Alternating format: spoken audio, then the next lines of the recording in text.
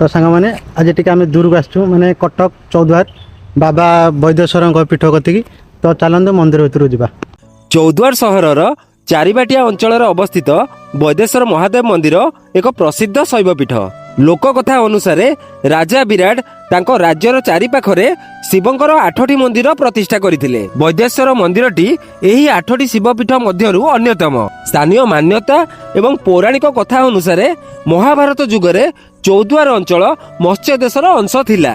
पांडव माने निजर अज्ञातवास समय माता द्रौपदी सह चौद्वार अंचल आश्रय नहीं। सही समय एही अंचल जलर बहुत अभाव देखा देइतिला। द्रौपदी शोष मेटाइबा पई एवं जलर अभाव दूर करिया पई महावीर अर्जुन निजर धनुषर माटी को मारी एक जलधारा सृष्टि करथिले। एही कारणरू मंदिर भितर थिबा जलर उत्स को अर्जुन सह जोड़ा जाए। वैद्येश्वर मंदिर परिसर रे थिबा प्राकृतिक कूअर जल रे औषधीय गुण रही। यही कूओ पानी सबुठारु बड़ गुण हेउची यह पेट जनित समस्या दूर करिबारे बेस लाभदायक।